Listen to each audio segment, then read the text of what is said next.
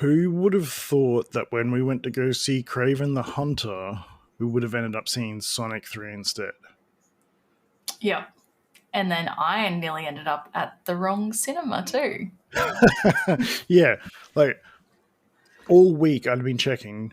Okay, 3:30. Yep, there's a session at 3:30. Session at 3:30. Awesome.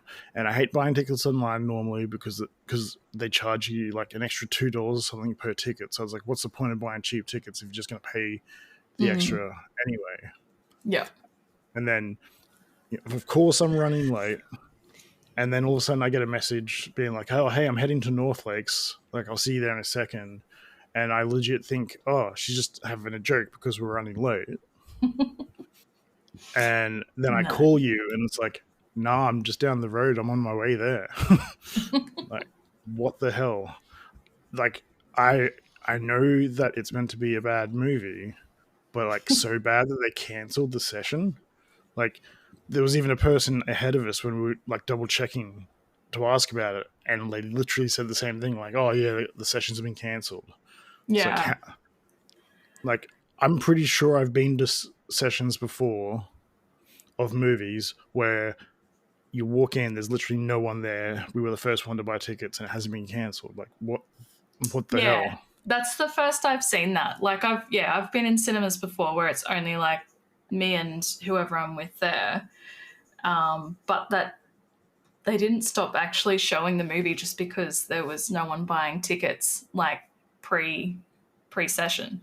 Yeah, it must have been so bad. Like, I don't know. Like, well, they'll hear our opinion on it soon anyway. But like, it must be getting so low sales. Like, like even Borderlands, that didn't happen. I just rocked up on the day, and I'm pretty sure it was just me, my daughter, and my partner, and that was it. I don't think there was anyone else in the cinema.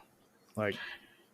And that's what made me think I was at the wrong cinema, because I got there like I was 20 minutes early. I'm sitting there chilling, waiting for you guys to rock up. And then I'm looking at the times and I'm like, there's no 3:30 session. What the hell? I'm at the wrong place. And that's why I was like, oh my God, I tried to call you, message you and be like, I'm at the wrong place. I'll meet you at North Lakes. And then you're like, no, wait, what are you doing? We were in the car, so that's why we didn't pick up. And Amber didn't have your number saved for some reason. So when it popped up on the display on the car, it just had a random number, and I was like, oh, it doesn't say a name on your phone. So we're like, oh, it's probably just telemarketers or something. Yeah, I'm not answering that. Yeah, who the hell is answering that when we're about to go do something fun? Who calls these days? Exactly, no one. Yeah, and then I get out of the car and I see it, and like I said, I'm like, oh yeah, what a good joke. And then and then because you mentioned in it, there's no 3:30 session at where we were, so I was just like, flick through, check. Hey, there is no 3:30 session. Hey, where the hell are you? And I was already in the car driving away. Thank God you weren't too far away though. Like, yeah, you're only just around the corner from what you said. Because I can only imagine. Like, imagine if you'd gotten all the way to the other cinema and it's like, oh no, we're here. Like, I mean, we had to see it another day anyway, but like that would have just been like, I might have given up. I might have just not even bothered. I would have been like, no, don't even worry about it. This movie is off the table. Would have cut our losses. Oh, 100%. Yeah, so that's how we ended up deciding on Sonic 3, because we were like, well, we're already here. Let's go see something else. Yeah, might as well do something with our time. I've left the house. That's a once in a month opportunity I'm not going to waste. Yeah, exactly. And then it turned out to actually, I mean, like, I saw the first Sonic movie and it was decent. It was good. I hadn't seen the second one, but Sonic isn't that kind of a movie where you really need to know the storyline. Like, there was a couple of in jokes through the movie where I was like, oh, something must have happened in the last movie that I didn't know about. That obviously we don't know about, but it was like, yeah, it's like fun kids movie. adult jokes. It was good. I remember us all laughing a whole bunch. And Jim Carrey, like, he obviously has so much fun with that role. Like, he's just like, I haven't seen him like that silly in a movie since probably like Ace Ventura or something like that. I love Ace Ventura. But I hadn't seen the first two Sonics and really had no thought about seeing the third one. So, but I'm glad I did see it because it was pretty fun. Would it make you go back to watch the first two? Look, I feel like if I'm trying to find something to watch one day and they pop up, I probably would click play, to be honest. Yeah, nice. Yeah. Nice. Well, I reckon, seeing as this episode isn't meant to be about Sonic, maybe we play that intro music and we get into maybe some of our thoughts about the actual Kraven movie and we find out how bad or not bad it actually was. Sounds good. Hells yeah, let's go. Let's go.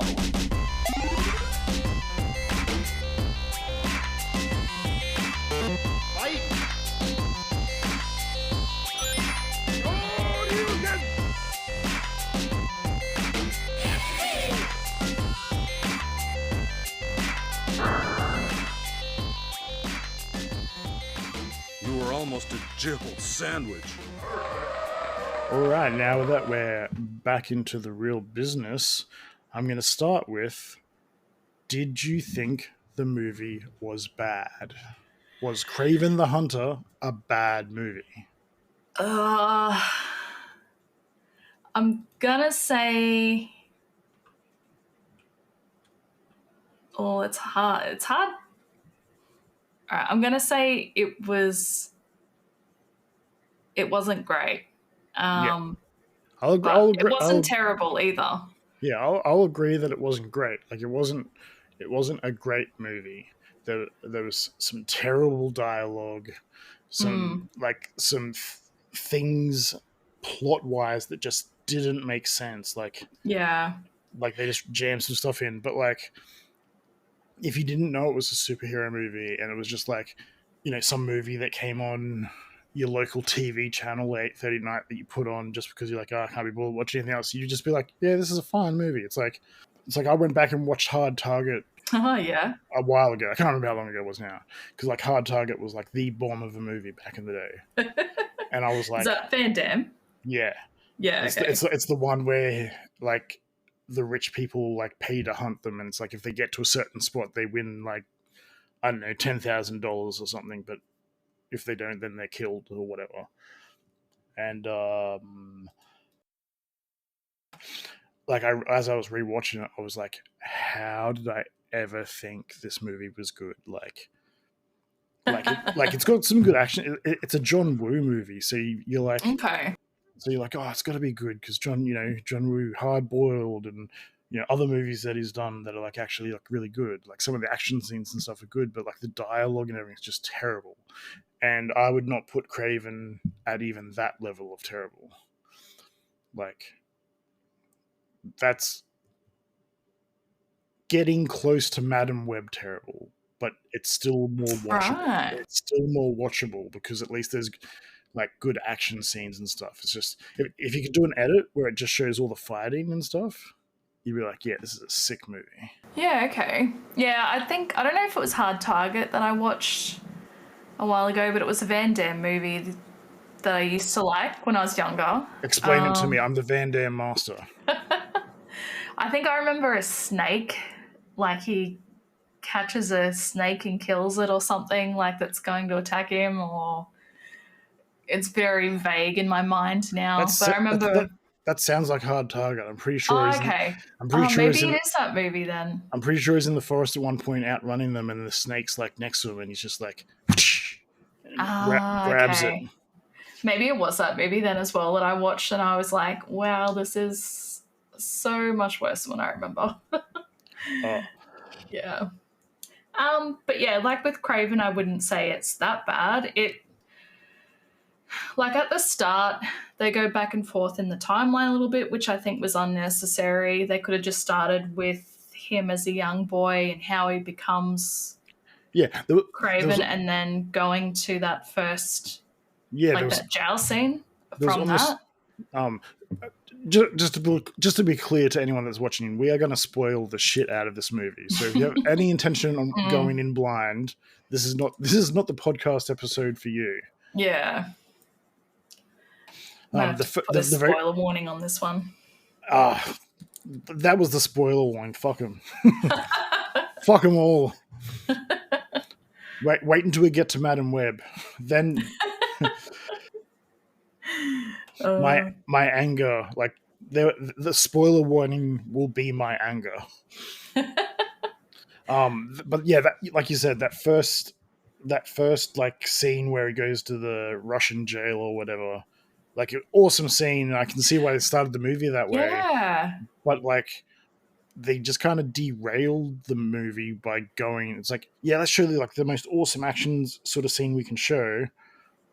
And then we'll go back to when they're like fucking 10 years old and we'll spend 40 minutes there doing backstory. And then come back to present day after he's done the whole jail scene. Yeah, I was like, was that necessary?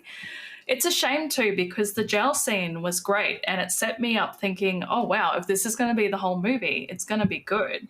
100%. One of the first notes I have is gory plus like yeah. Yes. Oh yeah. Yeah, gore. The deaths at the jail scene. Yeah. Well, top tier. Like that's what started it, obviously, but like throughout the whole movie, it's like the thing that ruined like Venom. The Venom movies are good. The Morbius movie is like I think Kraven's better than Morbius. Okay. And it's almost based purely on the fact that there's actual blood. Yeah, okay. But like the thing that ruins those movies in any way is the fact that like the first Venom movie especially is like, you can tell they kind of wanted it to be like a bit of a body horror movie, but every time something violent actually happens, there's either no blood or they cut away. Yeah, okay. So yeah, obviously they've tried to go back to sort of trying to be kind of PG. Yeah. So like they must have, I reckon there's a cut out there with a bit more gore. So kind of like with Borderlands, how Eli Roth is like, yeah, there's a cut with like way more gore, and then they've cut it back to make it PG or whatever, PG-13. They call it PG-13 in the States. It'd be just M for us over here. Okay. And same with Morbius. There's like a whole bunch of like scenes where it's like definitely meant to be like horror, like you know, like vampire hunting from the shadows, picking them off one by one, and there's not a drop of blood to be seen. You know? It's disappointing because movies like that, you know, they have the potential. They could have been so much better if they'd put that stuff in. And then they, just decide like, nah, we've got to make this so everyone can watch it. 100%. It's like horror movies where you're like, well, maybe you don't know because you're a little baby, but but there's like certain horror movies where you're legit just like the plot doesn't even matter. Like, all that matters is that the deaths are super interesting and I'm having heaps of fun watching them die. That's like a good action movie. Same thing. Doesn't have to have a solid plot line, but if it's got everything you want in there, then it's perfect. Every Arnold Schwarzenegger and Sylvester Stallone movie from the 80s. Pretty much. Most Van Damme movies from the 80s. You're kind of pushing it now, but yeah. Hey, you take that back. You take that the hell back.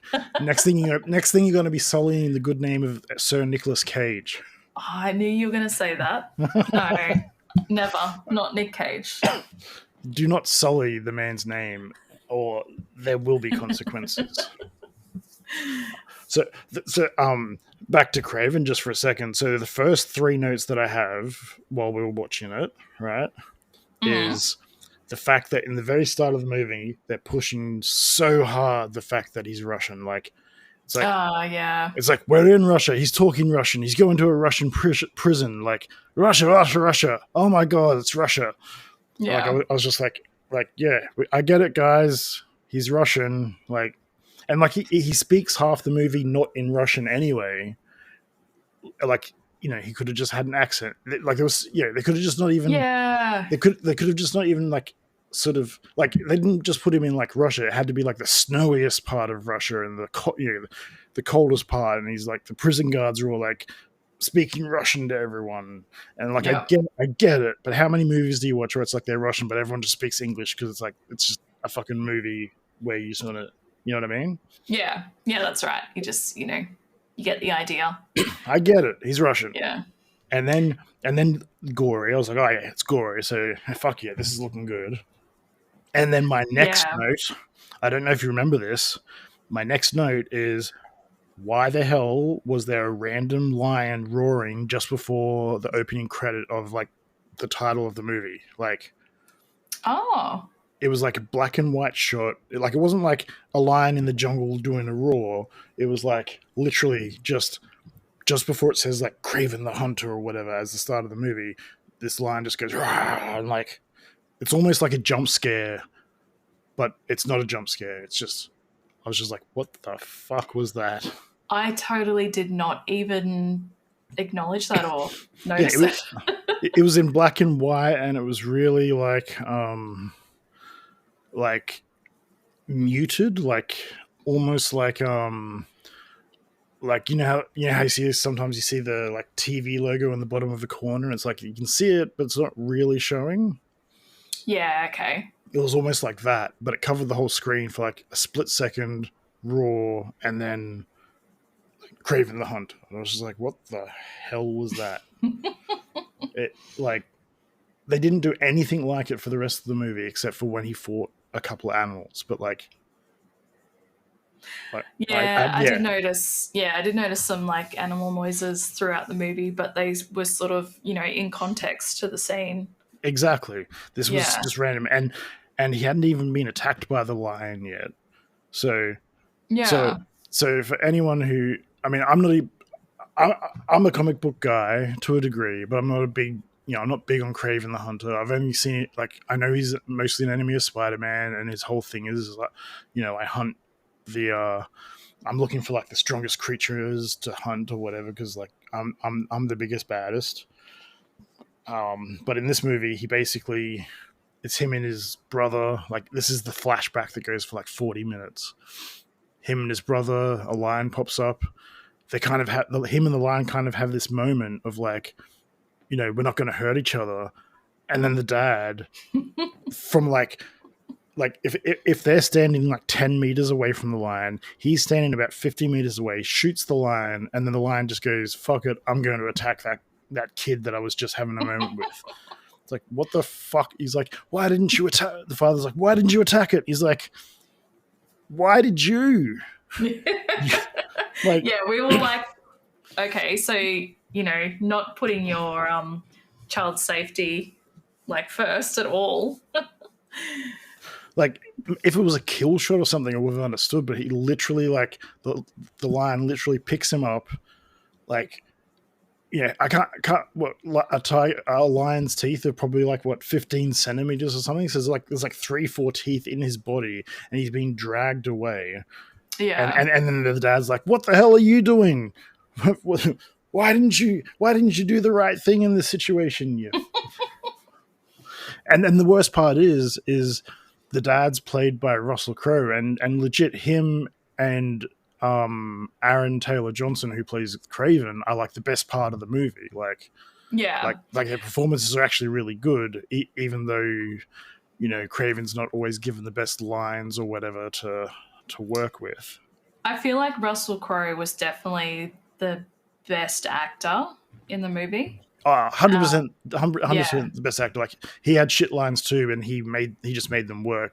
Yeah. Aaron Taylor Johnson was like good, but definitely not at the level of Russell Crowe. That's for sure. Like, yeah, I think like as well. One thing I noticed. So I'm usually not hard to please with movies, and I can usually find ways to relate to characters and get attached to them pretty easily, but I found that difficult in this movie.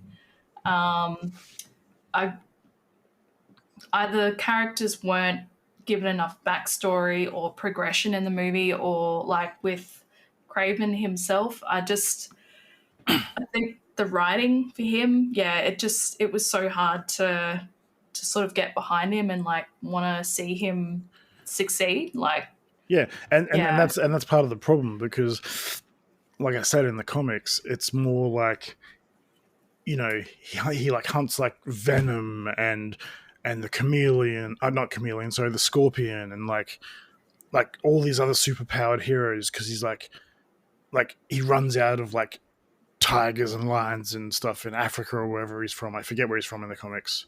Russia, whatever. Maybe he's from Russia and hunts in Africa or whatever. Africa, which would kind of work in with what happens in the movie, I suppose. Yeah, and he just kind of runs. So then he starts like, you know, once he starts hearing about like Spider-Man and stuff, he's like, oh, I'm gonna fight Spider-Man and Venom and all these other, you know, superheroes and stuff, just to prove I'm the best. But in this one, it's just like, I'm just gonna fight criminals because I hate my dad. Like, yeah. Like, okay, cool. And like, you know, like there's no other than when he fights the Rhino a little bit later, there's like at no point do you feel like he's not going to win the fight. Yeah. You know what I mean? There's never a point. Even when he takes on the foreigner, like you know, it looks like he's going to lose, but you just know, for the movie's sake, being the main character, that something's going to happen and he'll get saved and then he'll be fine. Yeah, like even when he got hurt enough that he had to take that that potion again. Yeah, and it was just like, and she just happened to have one. Well, we saw her with it earlier, so we knew we did it. Yeah. But like that was the kind of the thing. It was like we knew she had more, so it was just like, obviously, like, and that's the other thing is like so when the lion takes him away as a kid, he just drops his body for sort of no reason. He's just like, yeah, like it's not even trying to eat him. He just drops the body, starts walking around. The girl that gives him the serum in the first place just happens to be told a little bit earlier that, you know, something bad's going to happen with some tarot cards. It just happens to have a lion on it, and she's like driving in a car, just happens to hear a lion roar and go, oh shit, that must be my call thing that I have to go do. The lion sees her and just goes, I guess it's time to go now. Like, even though I was just viciously mauling a fucking child. Yeah. Whatever. And then we don't see her for the whole movie. Never does he find out her name, nothing like that. He just turns up and goes, I know it was you that saved me. Yeah, then, there was not like, that annoyed me. Yeah. Then she comes back to save him from the foreigner or whatever near the end. And like, that's it. You see her 3 times throughout the movie, and that's her whole story arc. And according to and they also like allude to, like, you know, there's something with her as well, like maybe she has powers or something as well. And in the comics, I'm just reading the Wikipedia now. In the comics, she does have some, like, I'm not going to bother going through it all, but she does have like some kind of powers or something, and she is related to Kraven in the comics. But considering this is the last movie of the Sonyverse, like, it's never going to pay off. So it's like, what was the point of alluding to anything? It's like, she literally says like, oh, there's things about me you don't know. And you're never going to know them. I have my own secrets kind of thing. Yeah. And we're never going to know them, because unless Marvel picks up the storyline from there, like I can only imagine if they use the characters, they're just going to create their own storylines. They're not going to like continue the crappy storylines that Sony have been using, which is why they're abandoning it in the first place. Yeah, that's right. Yeah, so yeah, she, like, the actor for her was fine, but yeah, there was no real story arc or progression with her. She just sort of got fit into the movie when it had to suit the storyline. She was almost literally the MacGuffin of the movie. Like, if it wasn't for her, certain things wouldn't have happened. Like, yeah. He wouldn't have become Kraven. He wouldn't have found one specific bad guy, and he would have died to the foreigner, most likely. Yeah, that's right. And there's another thing as well. The foreigner, I literally was Googling who he was through the movie because, like, you know, again, I'm not a casual fan, but I'm not a hardcore fan. And even I was just like, who the fuck is the foreigner? Yeah, there was no real backstory for him either. He just sort of popped up and was like, you know, oh, I'm obsessed with finding the Kraven. And it's like, okay, sure. And I had to find out through Wikipedia that the reason that, you know how he kept counting down or whatever? Yeah. It's because he doesn't actually have any powers. He just has the ability to, like, hypnotize people for 10 seconds. So, like, to them, it looks like he's moving superhuman fast, but really he's just, like, got them hypnotized and, like, just walking around like a normal person. Okay. And in the movie, in no way do they allude to that's what's happening. You just think, oh, he's... They literally have him, like, disappear. Yeah. Yeah, so in the comics, the reason he disappears is because he's hypnotizing them. Like, that's why he keeps taking off his glasses and looking them in the eyes. So to them, they are disappearing. But there's only like maybe one scene in the movie where it kind of shows how, like, he's not disappearing. It's just they're, like, frozen, hypnotized, and he's moving around. But is that the elevator scene? Either the elevator scene or the hallway scene. I can't quite remember which one. Oh, maybe that's the same scene. I don't quite remember. But every other time, it's just like, oh, he's disappearing. He's turning up in different spots. They allude to nothing about what his character actually is or does or anything like that. Nothing alluded to how he hypnotizes them, though, either. Apparently, it has something to do with his eyes, and I only caught on to that at the end when he actually, like, gets killed. Yeah, and that's exactly what it is. It's okay. Like according to the Wikipedia of his character, like, he's just a really good fighter, has no special powers. He's basically a good hunter or something, and can hypnotize people for 10 seconds max, and that's why he's counting every time he fights the people, because he's like, 1, 2, 3, like, counting the seconds before they're going to realize he's wherever he is. Okay. Yeah, I feel like they definitely could have done that better. 100%. And, like, how many enemies does that make it in the movie, technically? Oh, you got him, you got Rhino. The guy that kidnapped the brother. Yeah. Who there was, like, no explanation of who he was. He was obviously just working for one of them. Yeah, the dude that he kills right at the start of the movie. Yeah. I guess it all loosely does sort of come together at the end of why all of these events happen, but it's still really weak. It wasn't solid. Yeah, even like his dad ends up being sort of the bad guy or whatever. It's just like Well, yeah, right at the end, it's like, oh yeah, I instigated all of that, so you would have to take them out for me, and it's like, okay. So it's like, at minimum, there was 3 bad guys, like, that he had to face during the movie, and again, at no point did you feel like, oh shit, he might lose this one. Like, yeah, that's right. He even, like, very cocky as well. Like, even at one point, he's like, saying that he is the best and no one can beat him and stuff like that. Yeah. Like, and it's like, okay. And then when he finally does fight the Rhino, a lot of people had a problem with how he looks and blah blah blah, and I actually think it was fine. Like, I thought it was alright. Like, he looked fine, and the reason why he's the Rhino is like, okay, cool, whatever. But the fight itself was like, it felt like the fight took like 10 seconds, and again, it was like, I found his weakness in 2 seconds. He's dead. Like, yeah, it wasn't. None of the fights were like epic. and like the first one was, but none of the fights that should have been epic were. Yeah, that's true. The first scene was like, I was like, after that first prison scene, I was like, oh yeah, this is setting up for some good stuff. Yeah, it's a shame, really. And then another note that I've got, actually, I don't know if I wrote it down. Oh yeah, that's right. I don't remember the comics that well. Like, I know he's strong, can jump far and stuff, but he was running around like he was Spider-Man without webbing. Like, yeah, true.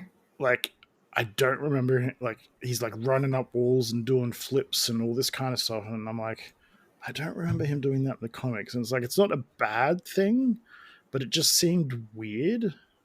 Like, okay, because like, you know, like even in some of the fight scenes, he's kind of like doing like flips over and like under things, and you know what I mean, like almost fighting the way Spider-Man would fight in a movie. True. And yeah, I didn't think of that. And yeah, you know, at one point he literally like catches or stops a car like with his pure strength. Yeah. But then for the rest of the movie, he's just like, oh, I'm just gonna be dodging everything. Like, what's the point of having all that? Like, I mean, you know, Spider-Man's strong, he still dodges, but that's like his thing. Kraven's meant to be like, you know, pure power, pure aggression. Yeah, and he doesn't really do that throughout the movie. No, maybe once or twice. But he does bite a man's nose off and spit it at someone's face. That was pretty great. That was a good, yeah. That was amazing. And the bear traps as well. Oh, yes. Yeah, that was great. Like, if the movie had no blood, or like you know, he shoots like a dude with a crossbow in that room and he like gets pinned against the wall and stuff like that. If it didn't have things like that, I would say it was definitely a terrible movie. But it was definitely saved by the action and the gore that should have been in it. Like, you know, it was in it and it should have been in it. And if it wasn't, like, you know, again, it's the same thing with Borderlands. The fact that there's no gore in the movie, even though I really liked it, like, I would have loved it more if they actually had gore and stuff. Because you play the games and body parts fly everywhere and all this kind of stuff. But in the movie, they're just like, oh, I've been shot. I'm going to fall on the ground now. Oh, no. Yeah, Borderlands was good, but yeah, it could have been a lot better if they'd put all that stuff in there. My second favorite one in that scene. So that was the other good action scene, the one where they're hunting him in the forest. One of them gets tripped up by like a, you know, one of those log mine things, and gets like split straight in half towards like a really sharp rock or an axe or blade or something, and just gets like ripped in half. I was like, yes, that is the stuff that this movie should be all about. And I guess they did kind of set it up for him to be an actual.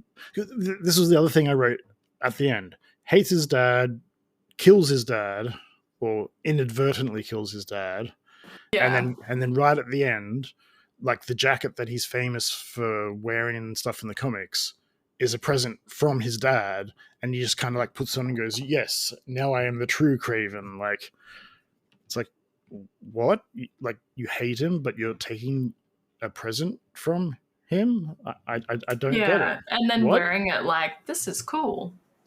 Yeah, I mean, it did look cool, and it's very comic accurate, but does not fit in with the theme of the movie that they had, which was like, he was almost like the Punisher. Like, he wasn't fighting for glory or to fight the biggest hunts or whatever. He was like, I want to take out everyone who's like my dad, all the gangsters and stuff, and get rid of all the bad people. And then he's like, oh. What else? What else actually made me think, you know, why are they putting these scenes in the movie? Like, shouldn't there be more to it? If that's the case, is the scenes of his mum in the asylum or wherever she is? Like, like literally, it was just like they were cut into it because they're like, we don't have a way to change between way to change between this scene and that scene, so we're just going to do this cut of him thinking about his mum for a second. Yeah. But then, like, it's never really clear what happened to her or, you know, what he would have went through with her to make him so attached to her kind of thing. Like, I don't know. It just didn't really make sense. The only thing I can think of is that she was depressed or something, and the dad was like, "You're weak. Put her in the insane asylum," because they do mention he's like, because like near the start of the movie, like, your mother's dead. She killed herself. Like, and it's like, are we going to the funeral? No, we're going to hunt a lion. Like, what the fuck? Like, okay. What the fuck? Yeah. And another thing I've got written down here is, like, not long after he has the magic vial or whatever, or maybe it's a while after, because I think it's like a time jump or whatever. But like, he takes the magic vial, and then all of a sudden he becomes Snow White. Like, all the animals just start kind of like coming and acting as if like, oh, we know that you understand us now or something. And like, you know, ferocious creatures are just like looking at him and protecting him, and it's just like I remember saying to you at one point, I'm like, I swear to God, if these animals start talking, like, Jesus Christ. Yeah, there was a scene where, like, he storms up to his bedroom or something, and out the window there's, like, just an eagle just chilling there watching him. Yeah, like looking at him as if he understands what's going on or something. Yeah, like, but then the scene ended and that was it. And it was like, okay, was something else supposed to happen there, or... Yeah. Like, it just, like, there was definitely a good movie, like, there was definitely like a great movie in there, but we only got the okay movie. Yeah. Like, it had potential, but they just... Like Venom is a bit of an anti-hero most of the time. Morbius and Kraven can flip between, like, villain and anti-hero. But, like, trying to take all these characters that are mostly villains, or like best known for their villainous roles, like, and trying to make them into like some kind of like, oh, I feel sorry for them and why they're doing the thing or whatever. Like I would prefer it just to be, it would have just been, we watch Kraven be a bad fucking guy the whole time, and he's actually getting did you see Black Adam at all? I did, actually.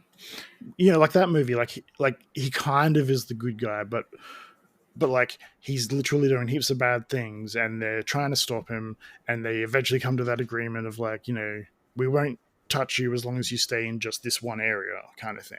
Yeah. Like something similar. Like, you know, if he was getting hunted by any kind of superhero throughout the movie, and then it gets to a point of like, you know, stay in Africa and hunt the animals or whatever, leave New York alone or wherever the hell. Like, they weren't even in New York half the time. It was like London or something. But, you know, like a similar kind of setup where it's like he's a bad guy, but then they have to team up to get rid of something, and then they come to some kind of agreement of like, yeah, I'll leave these people alone as long as you leave me alone over here while I hunt like the most ferocious bears and stuff I can find. Like, that would have been a better kind of story than trying to make him like this sympathetic, like... Yeah, like I said, you can't relate to him. Like, yeah. And then his brother. So like, I knew I knew the character anyway, but I knew that as soon as his dad said like he sings like a chameleon or something like that they were setting him up to become the chameleon. Okay. Because in the comics, it's the same sort of thing. I can't remember exactly how he gets the powers, whether he, like, I don't know if he has powers or if it's just that he's really good at disguises and he like had his face burnt off. That's why it looks weird and he's always disguising as other people. Whatever the case may be, like, they're half brothers in the comics as well, and he's got, he disguises himself as so many people. Like, that's his thing. But like, his turn from being like mild-mannered, like goody two-shoes almost, to like I'm the bad guy now, was just that didn't make sense to me either. It was forced.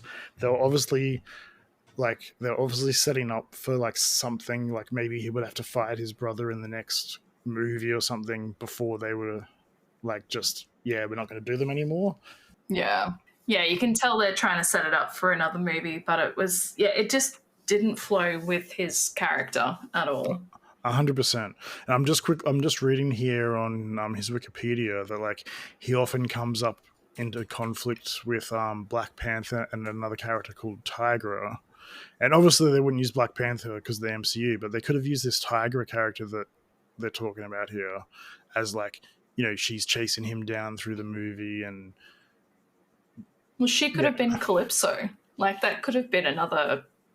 Well, apparently in the comics, him and Calypso are like a team at some point or whatever. Okay. And he also teams up with Squirrel Girl apparently at some point, but that's a conversation for a whole new day. Yeah, okay. Squirrel Girl's kind of like Deadpool, where it's like she literally can't lose a fight because she knows she's a comic book character. You have mentioned her before, actually. Yeah. Yeah, okay.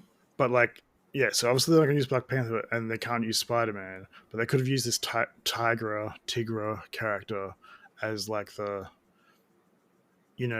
like even they could have done like, he's trying to hunt the mobsters for whatever reason, and she's like, I can't let you kill them or whatever.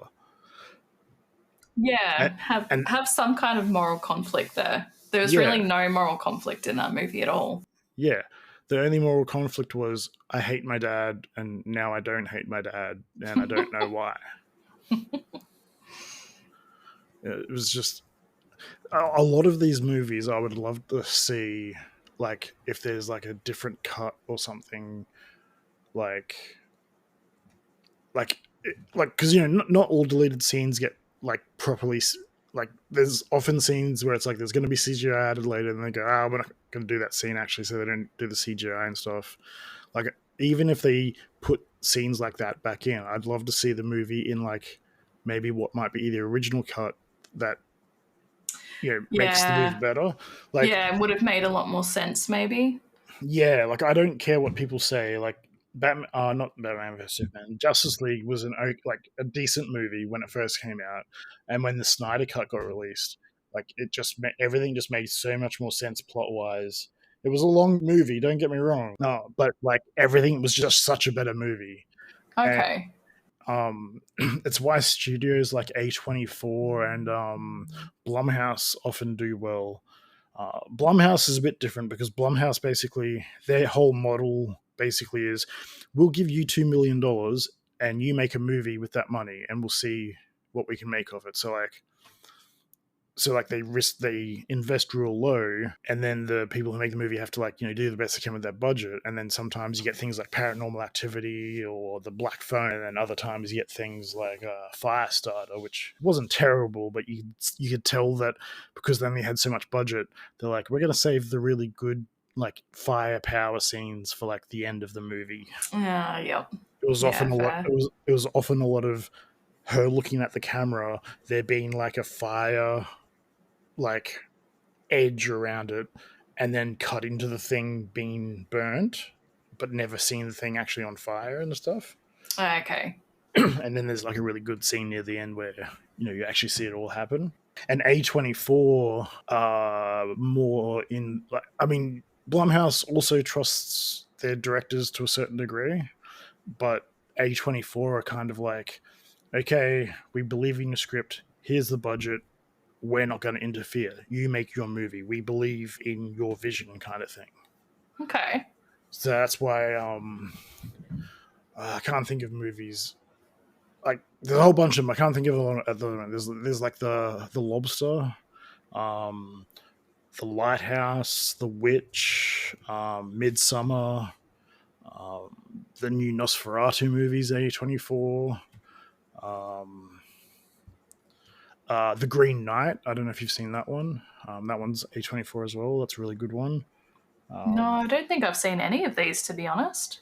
Yeah, they're all kind of, not all, but they're mostly kind of art housey or like, definitely not mainstream types of movies, but like because they're being allowed to sort of do what they want with them. Hereditary is one. I'm sure you would have at least heard of Hereditary. Yeah, I've definitely heard of it.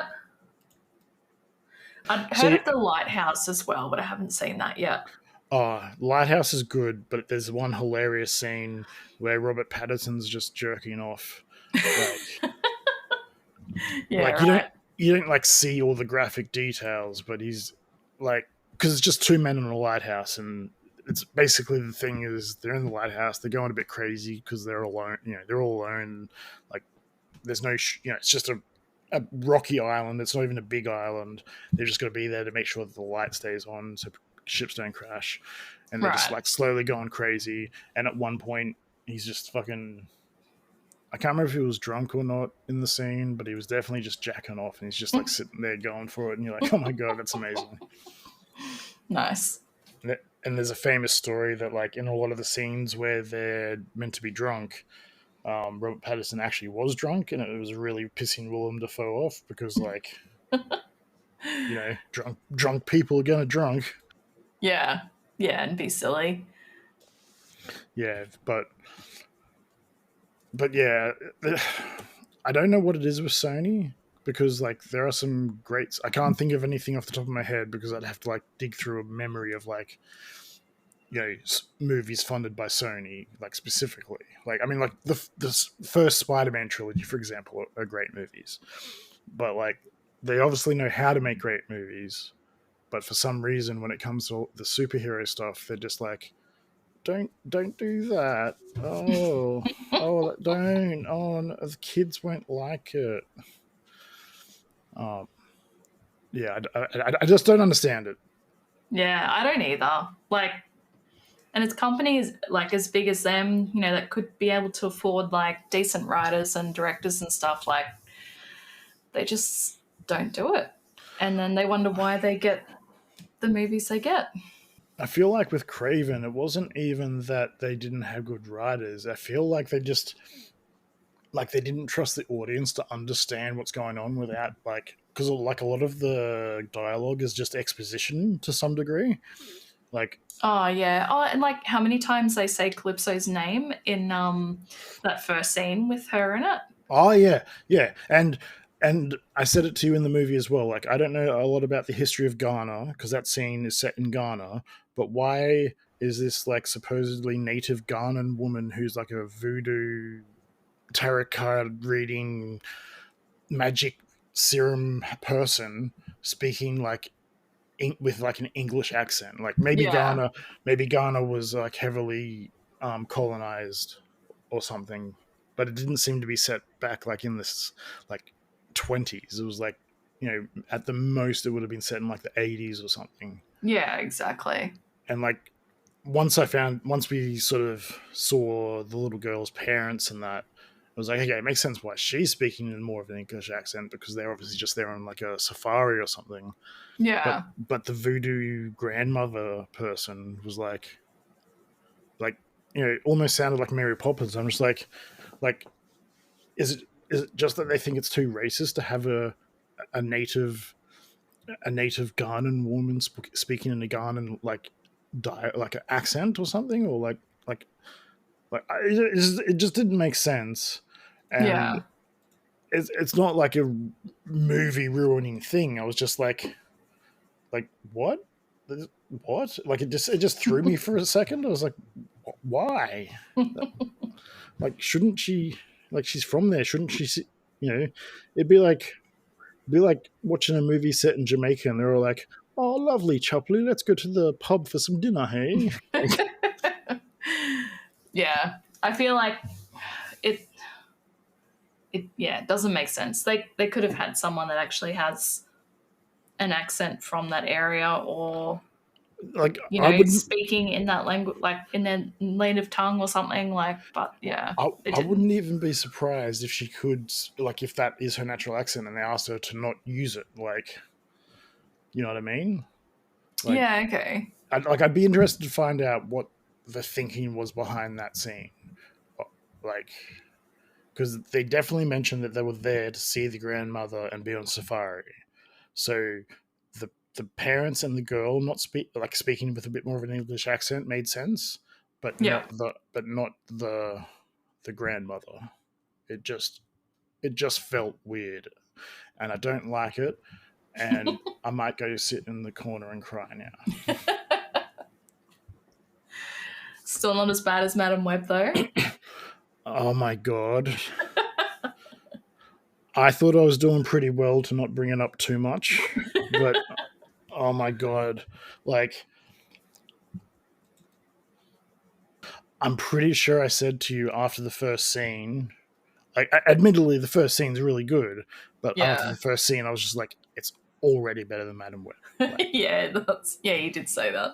I'm like this whole scene is better than the whole movie of Madam Web. Yeah. And just like, even though, like, we are ragging on it a fair bit, like, it's definitely one of those, like, it's definitely one of those movies for people who like to watch, like, bad to average movies. You know what I mean? Like, it's not a movie for someone who wants to see, like, I don't know, like The Dark Knight or something. Like, you're not going to be getting Christopher Nolan epic superhero movie out of it. Yeah, it's for mid-range. Like the lowest I would give it is a 3, and the highest I would give it is a 5. Like it's in that middling range of, like, so bad, but not even so bad it's good. Like, it's just not great, not good, just really middling. Yeah. Like, I think even IMDb gives it a 5. So. Does it really? I'm going to double check that right now because that is amazing. Yeah, I'm surprised actually, but that's what I am seeing at the moment. 5.4 out of 10. 5.4. I'll trust you for it because my internet seems to be for some reason my phone internet, like when it's on the router, just seems to go slow. I don't know why. Okay. Like, I do have a whole bunch of shit on the internet in the house, but it still shouldn't go as slow as it does sometimes. Maybe it's that planned obsolescence stuff. I've had the phone like 3 or 4 years now, and they're like, "Yeah, we're gonna fuck your phone up, so that way you have to buy a new one." Yeah, true. But I would go back with you tomorrow to watch that movie again. It was entertaining enough. Like, yeah. I am still trying to work up the courage to get us to sit down to watch Madam Web together. like it's like, well, I'm ready and willing. Oh, that's the thing though. You haven't seen it. It's like those people that go in the middle of winter into those ice lakes to do like those swims. Like, there's a name for it, but it's like, they're like, oh yes, it's the middle of winter and we're going to swim in the ice lake and prove how tough we are. Like, fuck that. That's how I feel going to watch Madam Web again. Like, okay. Like, it like, I have to, I've really got about 6 months of training in. I've got to start off slow. I've got to, maybe I'll watch Hard Target first. might move down to Anaconda. Oh wow, that's a movie I haven't seen in a long time. I might bring out a couple of the bad Nick Cage movies, just to really, really sink it in. Yeah. And then I might be okay for Madam Web. Yeah, you gotta really psych yourself up for it. Like, I think if I was even to watch The Room, it would derail my progress because The Room is so bad that it's good. Like, okay, it is entertaining to watch. Like, you're laughing the whole way through. You're laughing, you're crying, you're having a good time. The movie's terrible, but you don't care. Like, I don't remember if I said it or not the last time we sort of spoke about it, but it took me and Amber roughly 3 to 4 hours to watch what is essentially a 90 minute to 2 hour movie, because we just kept pausing it and just being like, what the fuck did we just see? Why did that happen? It's like, oh, I want to go on about it, but I need to save it all. Yeah. If I talk about it all now, there'll be nothing to talk about later. Push it back down. I'll do it the Irish way. Push it down until it explodes. And hopefully it explodes while we're actually on the Madam Web podcast episode. the podcast episode and hopefully the YouTube watch along type thing. I imagine we'll have to edit it down because I don't think anyone wants to watch 4 hours of us watching 4 to 5 hours of us watching Madam Web, pausing it every 7 seconds. But just being like, what the fuck? The thing that kills the villain in the end is a Pepsi sign. Really? That's the hero of the day is like the letter P or something like that. It's either P or the S. I forget which one. All right, don't spoil too much for me. Oh. But wow, okay. Yeah. Like I won't even really be able to spoil it because when it happens, you still won't be expecting it to happen when it does. You know what I mean? Like, okay. Like, it's hard to follow the plot because I don't think there is one. I think they legit just got every cinematographer, writer, and whatever. And I hate to shit on people because, making movies is hard and, they probably had executives down their neck saying, do things this way, do things that way, whatever. Yeah, okay. But it feels like they just got every straight out of college, like writer, cinematographer, whatever, to make this movie. Like, oh my god. It's, like the visuals and stuff in Kraven were fine. Like the scenes were acted decently. Like, yeah, the dialogue was a bit stilted, but like, it's fine. I've seen worse rom-coms. Like these two are meant to be in love, and they're like, "Hi, hello," like, you know what I mean? Like, yeah, and you can still somehow enjoy it. But, why did you do this to me? Because it's funny. I can't believe it. Can't believe you did this to me. Yeah, you've done this to me. You started me up, and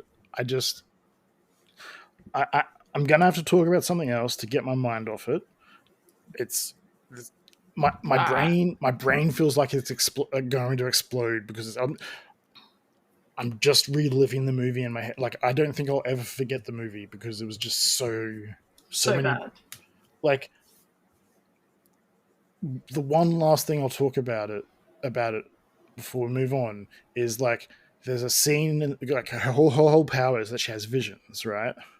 Okay. And there's a scene in the movie where she has a vision that something's going to happen, and then she goes to try and stop it happening, and then it happens anyway. So it's like the fact if she didn't try to stop it, then the accident would have happened. But in the vision, she never tried to stop it. Point then. Yeah. So in the vision, she didn't try to stop it. It just happened, and then the accident happens, and then she comes to and then goes, "Oh, you can't go that way because this is going to happen." And because they take like that 10, 15 seconds or whatever of fighting, the dude goes off to do the thing, and then the accident happens. So it's like, what? Like, so what exactly is her power? Like, I don't get it. Her power is to delay the inevitable, by the sounds of it. Her power is to remind the other actors what the script is meant to happen in the script, like what is meant to happen in the script. It's like, hey, like, don't forget, you're going to die in 10 seconds, all right? Cool. I've warned you about it. Now go do it. Oh, man. Let's move on to something that for me is not so positive, but in general is a more positive topic. What's that? This year, I have not earned a single platinum trophy on a PlayStation game. Oh, that is sad. I feel so sad. I've been stuck on I'm a trophy hunter to a degree. I'm not a bloody there's people out there that have like hundreds of trophies. I've got a friend who's got like maybe 50, 60 platinums. I've got another friend who's got about 80. Should we call you Draegan the Hunter? The Dragon Hunter? No, Draegan the Hunter, like Kraven the Hunter. I'd rather... You ruined my joke. Yeah. Look, that's the autism, but that's also... that's also the fact that, like, even though I enjoyed the movie, I probably still don't want to be associated with it in any way. That's all right. It was a joke to annoy you anyway. But let's just say I got good. I got good, but I'm also autistic, so I ruined it. So I'm sorry. That's okay. But so I've got a couple of friends with a decent amount of platinums, and there's people in the world that have like 300-400 whatever platinums. I've been stuck on 40 since at least 2 years ago.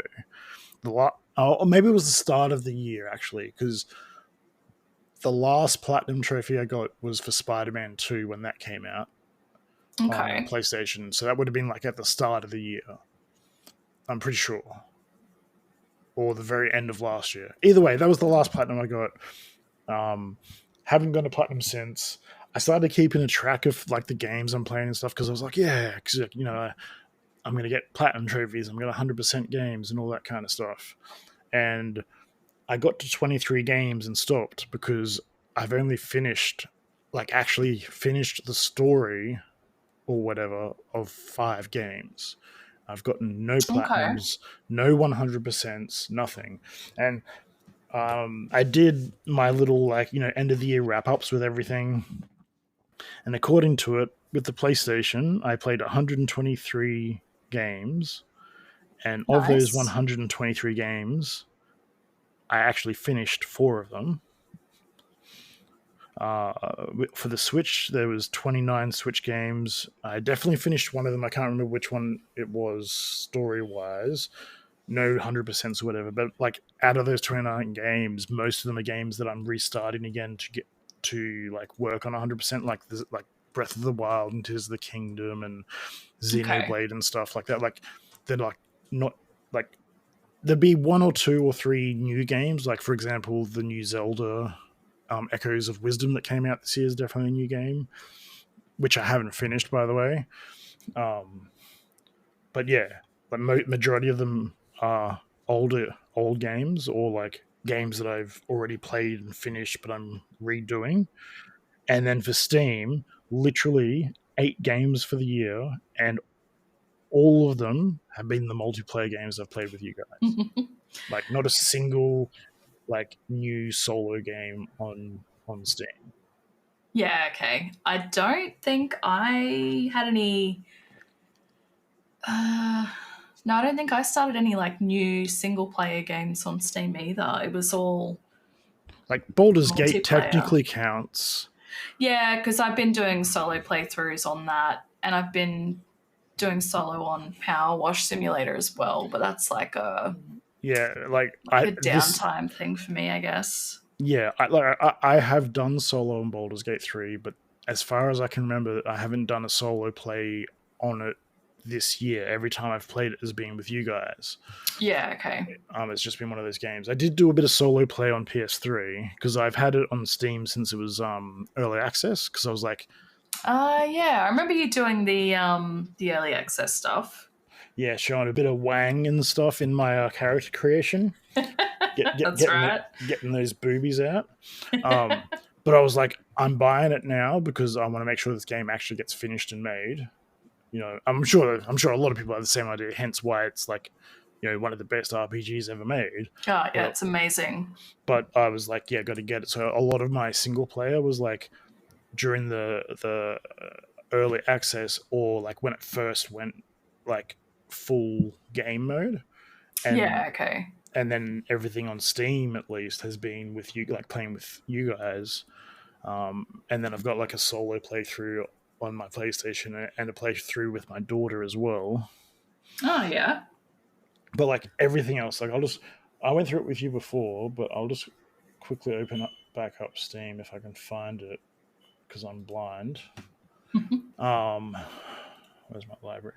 So like the games that I've played this year have been I actually did play World War Z apparently. No, I didn't. I just got it. I didn't play it. I just got it because Amber's mum loves playing. Yeah. She loves playing like Left 4 Dead and stuff, and World War Z is basically Left 4 Dead. So, anyway, it's Lethal Company, Stardew Valley, Red Dead 2 Online, Valheim, 7 Days to Die, Pal World, Baldur's Gate, Supermarket Together, and Ale and Tail Tavern. Like, yeah, that's everything we've played together over the year. yeah, exactly. Like I've played a bit of Supermarket together by myself, so I guess you could say I've played some solo play there. Yeah. But like there's not a single game that I've played on Steam that is like only single player. Like if it was Red Dead Redemption 2 just the campaign mode, that it'd be different. But yeah, like on Steam, I only have online Red Dead Online. I've only got the main game on my PlayStation, which I've started and I've put like 69 hours into, and like I'm getting close to the end. But then I got sidetracked, and let me just quickly look. I had a little spreadsheet. Let me just quickly look up when it says that I started playing it. I didn't even write when I started playing it, but it was sometime. It was sometime after April. Sometime after the 3rd of April, because I played Uncharted 2 Remastered and finished it on the 3rd of April. And then the next thing written after that is Red Dead 2. And yeah, if I start another list for this year, I'm going to put the date that I start them as well, because yeah, it's a good idea. Then you know how long you've had that. Yeah, and how long I've been not playing my games for. Exactly. There is something on. Let me just quickly see. There's something on the PlayStation that I've been playing a bunch of that I can't remember if it's single player or not.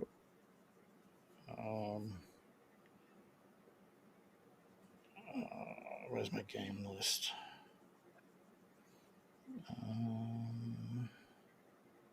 Oh yeah, Shadow Man.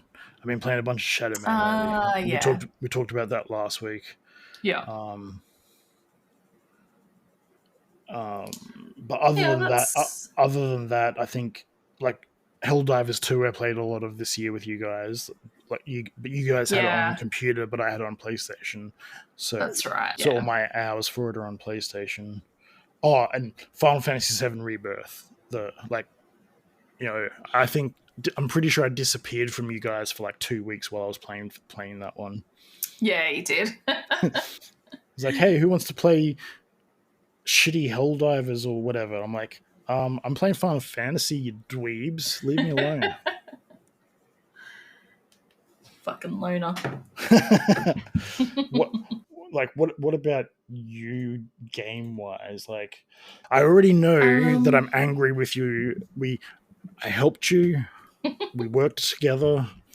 I gave you advice. I gave you games to play. And I reckon you could go onto your Nintendo account and get your Wrapped. So for me, let's talk about how nerdy I've been for a second. Let's have a look at my my photos here, my little Wrapped photos. So I've played a total of 869 hours on the PlayStation this year, 92 of those multiplayer hours. Yes, I'm a giant nerd.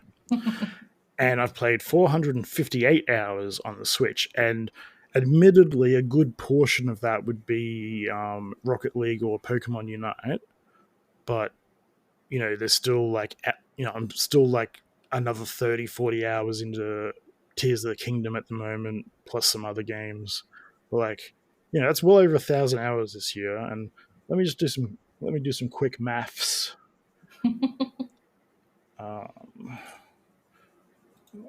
It's over there, that's why. 365 times how many hours in a day? 24. So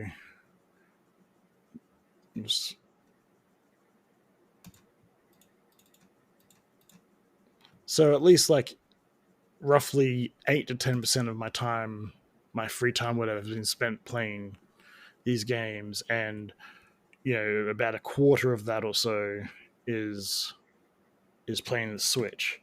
Okay. Now, how many hours in total do you think you've played your Switch for this year? Well, I know I played that Mario game, and I probably got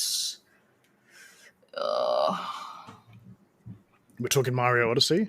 Yeah, I probably got like halfway, 3/4 way through that game. Okay, so that's probably a good, depending on how many stars you were getting, a good 10 to 20, maybe even 30 hours, because like you can get the bare minimum, or you can like spend a whole bunch of time exploring. So it just depends on how many stars you have. Like I'll accept that. How many Zelda hours do you think you might have? So I got past the first area into the second area and went down a pathway, fought a couple of things, and that was as far as I got. So let's be conservative here, and let's just say that you were really crap at the tutorial area. So that's probably about 10 hours. Which actually did take me a little while to get through. Yeah. It does your first time through. So we'd say about 10 hours. So let's be conservative, say 15 hours. So we're up to anywhere between 35 and 45 hours of Switch time. Now, what else might you have played? On the Switch? Yeah. Oh, I played Animal Crossing. That was the first thing I played. I didn't hate it. I just kept falling asleep. So I haven't played it since, because I'm like, well, obviously my brain isn't, enjoying this enough. Yeah, I get it. Like when it came out in the middle of COVID. So it was like, everyone was playing it. You could visit people's islands and stuff. And also, you know me, when we play games like 7 Days to Die and stuff, I usually end up taking like the farming role and stuff. Like, yeah, doing like all the homely things. Yeah, like I don't know why, I just do. Yeah. So yeah, I guess like when you enjoy that sort of stuff in gaming, I can understand why you'd like Animal Crossing, and like I didn't hate it. But definitely wasn't your jam. So let's just be conservative and say you've put maybe 100 hours into your Switch since you bought it in roughly March of this year. Yeah, roughly? It was early in the year sometime. I'm just writing down some notes here about my hatred towards you and your lack of Nintendo love.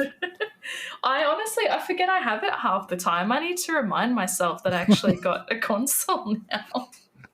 Yeah, you've played computers for so long, right? Yeah. Well, yeah, like look at Baldur's Gate 3. I've probably put like over 200 hours, more than that probably, into just that game this year. Yeah, that's fair. I'll see if I can have a quick look at. Wow, not this year, but I've put over nearly 500 hours into 7 Days to Die, and that's like I haven't even played it since they did that giant update that like changed like everything. Yeah, wow. All right, so Baldur's Gate 3 is saying 332 hours for me. Mine is saying it's actually only saying 51 hours, but like I said, I have put in a good chunk of time on my PS as well. So I'd probably say about 100 to 150 hours in total on that. Yeah. And then I've done 200 hours on Power Wash. Of course. Power Wash is amazing. I do not blame you there. I'm trying to find other games that like I would have. Like I've got a whole bunch of games that are like 60, 50 hours because we played them all together. Yeah. Surprisingly, sorry about that. I just hit my microphone. Surprisingly, Lethal Company, we've played a fair bit of that, but I guess because of the way the missions work, it's only totaled 13.2 hours. Okay. On my playlist, like on my thing. Where is that? I'm trying to see it in mine. And we were talking about it before, Power World, 4.4 hours, but you know, we played that on, like you said, we played that on Xbox Game Pass at first, and we only switched to Steam because we wanted to make our own server. Yeah, that's right. Because I was like, we've played Power World for way more than 4.4 hours. Definitely. 100%, way more. Yeah, I've got 92 hours on Helldivers 2. Yeah. So yeah, we definitely played that for a while. I definitely have something close to that, a little bit less, because I know you guys played a little bit without me, but then I also did do some solo stuff, like when you guys like without you guys. Not a lot, but the hours would be similar, like maybe 10 to 20 hours less than that for me on that. Yeah, okay, cool. Supermarket together is 55 hours. That's decent. I've only done 27 hours in that game.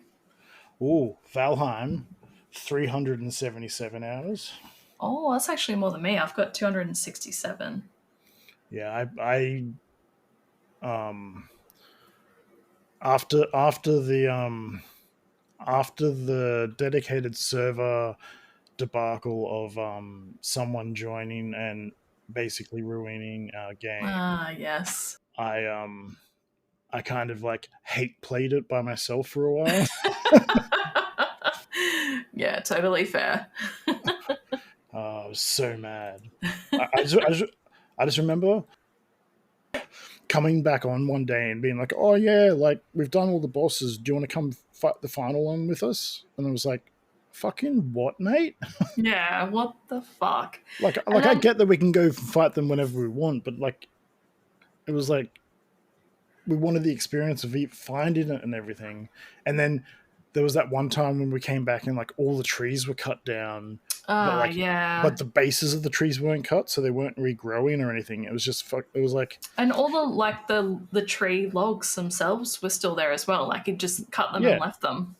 It looked like the part near the end of Fern Gully when she finds out that he's actually helping them cut the trees down and not saving them. Wow, that's a movie I need to go back and watch. I haven't seen that since I was a kid. Oh, I can bring up bangers. Like I've got, I can't remember what I had for dinner yesterday, but I'll bring you up some bloody bangers of a movie. All I remember is Robin Williams and being like, "I am Batty." Yeah, that song was great. Tim Curry was also Nexus. Yeah. So that was Toxic amazing. Love. Yeah, that's the song. Someone famous did do the main character, but I do forget who did that guy. Yeah, I'm not sure. But back to the patheticness of your playtime on the Switch. Yes. I'm actually setting myself a goal for this year. So like I still want to get platinums. Like ultimately that's my goal. But I just want to my goal at the moment is like I'm just going through the games and I want to finish the story modes at least. Like there'll be some games where like there's a few games where all you have to do to get the platinum is finish the game. And there'll be a couple of games like the Lego games where I'll be mostly finished and it's like, it's only going to take me like another 5 hours to wrap this up. So I'll do that. But like, say for example, Red Dead Redemption, that's going to take me, who knows how long. I've got to get all the legendary like animals, fishes and stuff and kill one of every animal. Like, it's going to take 100 hours. So I'm like, I'll just finish the story mode. That way it's finished. And on the PlayStation 5, you can create like lists. So I've got like a list of like, these are the games that I've 100%ed because some games don't have platinums. They just have like 100%. This list of the games that I've platinumed. I've got a list of games that I've finished but not platinumed. And then I've got a list of games where it's like, oh, this is a shooter or this is a racing, like games that I don't play that often. Okay.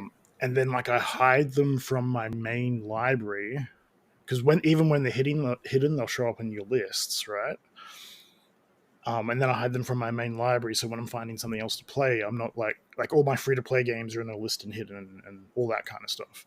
So I'm just looking at games that like I'll actually play and finish first, and then when I run out of those kinds of games, I'll go to the Call of Duties and the Need for Speeds and all that kind of stuff. Games that I probably will never platinum, but will just enjoy playing. Yeah, I go through a season mode or something like that. Okay, yeah, that's fair. And then I still want to work on getting the 100%. Like not on every single game, but most of the games that are definitely like Nintendo exclusive. So like your Zelda, your Xenoblade, Kirby, Luigi's Mansion. There's a couple other games in there that I can't think of right now, but like if I can play it on like the PlayStation and get a platinum, I'll do that instead because sometimes to get the platinum, you don't have to 100% the game, but in a Switch game, it's like there's no trophies, no platinums, no whatevers. So it's like, okay, so if I want to do Breath of the Wild, for example, got to get all the Korok seeds, do all the side missions, all the bosses, all the armor sets. Like, it's going to be everything. Right, okay. Like a game like Ghost of Tsushima has similar stuff, but it's like you don't have to get absolutely every armor set or whatever. You just have, you know what I mean? Like, it'd be like, get these specific ones and unlock this thing and do that, and like you'll finish it. Even Spider-Man, for example, like you'll finish it, get the platinum, and there's still actually like things in the game that you can still tick off as like if you want to be 100% completionist about it. Okay. So yeah, like I'm not you know, there's that dude on the internet. I think it's a bit controversial these days, but there's dude on the internet, you know, he's the completionist. Like, he'll finish a game 100%, do absolutely everything. Like, that's not me for the most part. I just like, you know, I just love getting that dopamine hit for the platinums. But I'm going to focus on just finishing games first, and then hopefully platinums will come with it. Or once I finish most of my games, especially the games that I've bought and aren't just PlayStation Plus games, then I'll kind of go through it and be like, okay, which of these games is like the easiest to like get the platinum for? So it'll most likely be any Telltale games I haven't finished, and then all the Lego games I haven't finished, and then I'll just find other games after that. Like I've got the Final Fantasy Pixel remasters, and the first like 4 or 5 of them are like basically just finish the game and go to a couple of secret areas and you'll get the platinum. Where Final Fantasy Rebirth, 7 Rebirth, for example, was like, yeah, it's going to take me a couple of 100 hours to finish it because you got to like do all these side secret bosses, secret missions. Like I've already put like 100 to 200 hours into the game, and like I'm still only halfway through, and then I'm gonna have to play through the game on hard mode as well. You know what I mean? Right. Okay. Yeah. So yeah, that's one plan or goal. Sorry, for myself. Yeah. Oh yeah, and you've got some other goals like for next year too, don't you? Yeah. So what I want to try and do is I want to try and watch, whether it be a movie I've already seen but haven't seen for a long time. Like, for example, I used to have a huge DVD collection, but now I've got quite a small just Blu-ray collection with a couple of DVDs where there's things that, you know, they never made it to Blu-ray, like they never made it off the DVD platform. Okay. Rewatch them, maybe watch the extras and stuff. But I want to try and watch a different movie every day. Sorry. Doesn't necessarily have to be new, but like I'm not going to try and cheat and like watch movies that I've seen recently. Like for example, I saw Heretic the other week. Amazing movie. Even though I may watch it again like later in the year or something, I'm not going to watch it like, you know, the 1st of January to get one of my movies out of the way. Like I'm not going to cheat like that. I want to. Part of the reason I want to do it is because when I was younger, and moving schools a lot, my mum was a manager at a video store, and every day I would come home, like I would walk past on the way home from school, and because she was the manager, I could just borrow videos whenever I wanted, kind of thing. Okay, that's cool. So I would just like, yeah, like it's one of the reasons why I can tell you so many like movies, because I would just be like the only thing was there had to be more than one there. So like if it was the last one left, I couldn't do it. And there was like one other rule that I can't remember now. And ironically, or stupidly, or immorally, however you want to look at it, that's how I first saw Akira, which is an R-rated manga anime. Oh. My mum brought it home for me to watch because she's like, "Oh, it's a cartoon." She didn't know what it was. Like, well, she didn't know what anime was. Like, you know, it was a cartoon. It was probably in the cartoon section because like anime wasn't a huge thing, because it would have been 91, 92 at the most, like because I was in primary school. I know exactly where I was living when I watched it the first time, like what town I was living in. So I know what year I would have been there. Couldn't have been any later than 93, but I'm pretty sure it would have been like 91, 92. And oh, that's a storm. There is a massive storm going on here at the moment. Good thing we're probably going to finish up soon. Jesus, that was loud. Like, I thought I heard it here. I don't know if you've heard anything on my end. Yeah, I can hear it on your end. Just then, yeah. Yeah. Apologies to listeners. Hopefully it's not too loud for you guys. But yeah, she brought that home. It was the first anime I ever saw, or at least the first. I mean, like, you know, I'd seen Astro Boy and other things that were on like TV for kids at the time, but it was the first like mature or like not kiddie, like, yeah, it wasn't Samurai Pizza Cats, it wasn't Sailor Moon, it wasn't Astro Boy, it was Akira. And for years and years and years, I couldn't remember it. I couldn't remember anything. I couldn't remember the name at all.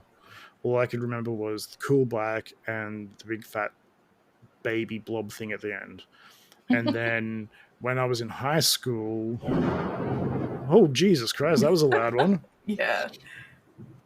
When I was in high school on SBS, they used to do like every Friday night or whatever, it'd be like an anime movie and then like, you know, like a world movie, like, you know, a movie from Turkey or Japan or like a live action movie. And my friend happened to tape it one time. And he didn't even mean to tape it. He was taping like an episode of like Bubblegum Crisis or Neon Genesis beforehand, and he just left it on. And he was like, "Oh, hey, there's this cool movie that I taped after it. Watch it." And I was like, "This is the movie!" Awesome. And ever since then, I've been in love with it. So, like, even watching Akira to a degree would be a bit of a cheat. Yeah, okay. Well, I can suggest a movie for you. I will write this movie down. I've definitely got suggestions for you. So many suggestions. Give me this movie name. Fall Guy. Fall Guy. Ah, yes. It's been on my, it's been in my periphery. I just haven't. When you mentioned it the other day, I was like, yeah, I've seen Free Guy. What are you talking about? Ryan Reynolds. It's fucking amazing. It's the other Ryan. The other Ryan, the other cute Ryan. Yeah, that's right. Yeah. I really like it. I've watched it twice now. I went and saw it at the cinema, and then watched it the other day. Nice. While I was just chilling at home. Speaking of cinema, that's so part of my goal of seeing a new movie every day or whatever, is I want to try and do a minimum of one movie at the movies. Like in a like every fortnight or so. Like I would say like every week, but like, you know, there's not always that many good movies out lately. And like I do like to take a risk on movies I haven't seen. That's how I found out about Black Swan and a few other movies. But the quality of movies at the movies lately, like if it's not a horror movie or a kids movie, it's been very like hit and miss. So yeah, I would agree with that, definitely. So, yeah, Fall Guy, I have that written down. I actually have a little list for you. I know you're not a big anime person. I'd watch it, though. I'd give it a go. But you should definitely watch Perfect Blue. Perfect Blue. All right, I'll write this down as well. Yeah, I saw it years ago, but I also saw it again at the movies recently with my daughter. And it was actually kind of good because I've been learning Japanese. Like it was, even though it was subtitled, it was kind of cool. Like hearing, like understanding some of the dialogue without needing to look at the subtitles. That's cool. Japanese isn't easy to learn either. It's like it is, and it also isn't, because like you can learn basic Japanese, and like most people who speak the language will understand what you're saying. But there's also almost always a better, quicker, or like shortened version of saying what you're trying to say. So like you could say, like my, Jesus Christ. So like you could say like my hat is red, which would be something like Watashi no boshi wa akai desu. And I'm sure that there is an easier way or a more like shortened way to say that. Okay. And then on the flip side, there are some things that just don't have a shortened way to say, and it's like really long, even though the phrase might just be like, I'm going to the store. Like, that's probably a bad example, but like there are phrases where it's like, you know, what it means is really long, but what you say is short, and then what you're saying is what you're saying is really short, but what you're saying is really long, but what you mean is really short. Like, okay, it's a weird language like that. Yeah. Okay. But from what I can tell, it's, even though it is a hard language to learn, it's not as hard as Cantonese. I'm like, right. Cantonese is what they call a tonal language. So, like the tone, phrase, whatever you want to call it, B, like just BI. They have like 6 different tones, and every different tone will mean something different. I literally heard the lightning through your headset, like from your microphone, and then I just heard the thunder here. Yeah, I was gonna say I heard it here, and then I could hear it through the mic as well. Like there are some tonal things in Japanese, just like, you know how, you know, like we could say something like oh, if that's what he wants, or we could be like, oh, if that's what he wants, you know, like the way we sort of tone it makes it a different sort of like an inflection, or a sort of like makes the question have a different meaning, kind of thing. Okay. I can't think of a specific example, but the one that I can kind of think of is like kasa, which is umbrella. But if you say like kasa or something like that, it means something slightly different. But it's not like they have like 7 different ways to say the tone, like the character sa. It's just like, depending on how you emphasize it, depends on the meaning, as opposed to it being like 6 different tones having. Oh my god, that one nearly scared me, actually. It's probably a good idea to end this soon. But yeah. I'm going to give you the Black Swan. I'm pretty sure you said you've already seen. Yeah, I could probably do with a rewatch of that. A rewatch would be good, but also Requiem for a Dream. Just be pre-warned.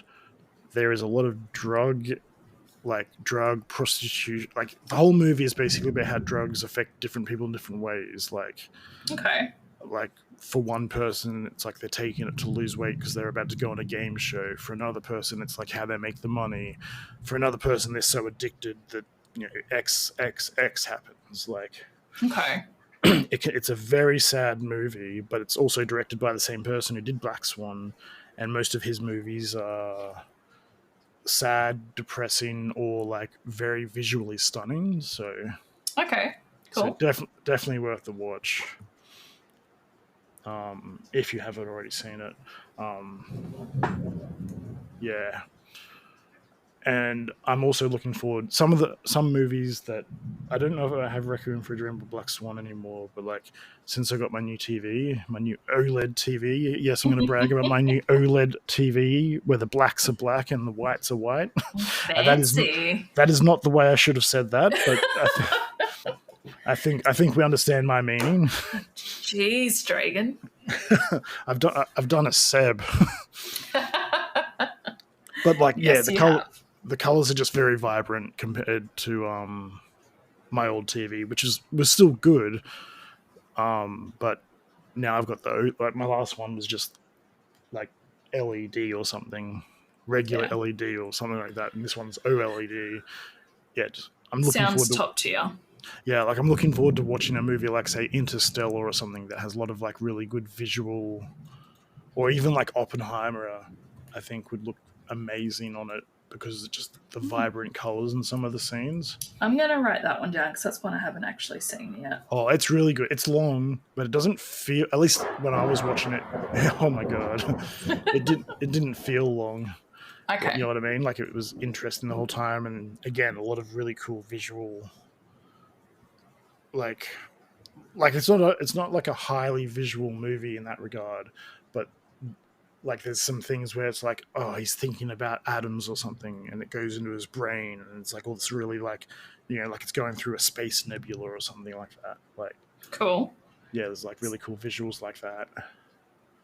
But yeah, I'm looking forward to rewatching some of my movies on the OLED with the better contrasting colors, because I've got things like Inception and Inglourious Bastards to a degree, a few horror movies, just things that I think that will look even. It's like when you go to the movies, and it just looks like the colors just look way more amazing than watching it at home most of the time. Yeah.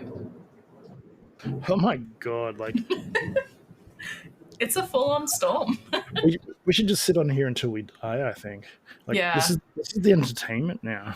We could do like storm ASMR or something. Oh, ASMR! I could get back into that. Once my Twitch is set up again for streaming properly. Oh my god. No. Get those DSLs working. Oh man. Now that I've got my drawing tablet, I can actually make my DSL emote. That'd be amazing. I don't have to wait or rely on someone else to do it now. Before we call this short, because not only are we getting long, but we're probably going to die in this storm in a second. Did you have any goals for yourself for the year at this point? So one thing I was thinking about that I'm going to try and do over the next year is play your Switch. Well, yeah, play my Switch. Finish some of the games you gave me, and I guess I also just want to start playing some classic games that I haven't actually played yet, just to sort of, I guess, add to my repertoire. I can definitely help you out with that, because between owning them and just having the knowledge of them, it's a little bit hard for me to give you some of the games because I know you don't have a PlayStation. But yeah, I spent a lot of my youth legally playing Super Nintendo and Game Boy games on my computer a lot. 100% legally playing them. Especially PlayStation games. 100% legally. But yeah, no, I can definitely lead you in the right, maybe not the right direction. That's not the right thing because everyone's got different tastes, but I can definitely lead you in a direction. For example, even though I'm playing Shadow Man, the remastered version, if you get your Switch Online account or whatever, there is the original N64 version on there. You know what I mean? You there? Well, I think we've lost Carly for the time being. So even though this is a little bit awkward, I think we're going to end the episode here. And we'll either come back to what we were talking about or we'll see you next time. And thanks for listening, guys. It's been a great episode. Hopefully we've inspired some of you to watch Kraven, or at least give it a chance. It's definitely not the worst movie in the world. It's not the best movie. It's not the worst. Can be enjoyable. A lot of wait for streamers for some of you guys, but it was fun to watch at the movies. And thanks for listening. And we'll. I can't be 100% sure when the next episode is going to come out. Christmas and all that. But we'll see you when we get back to it. Have fun, guys.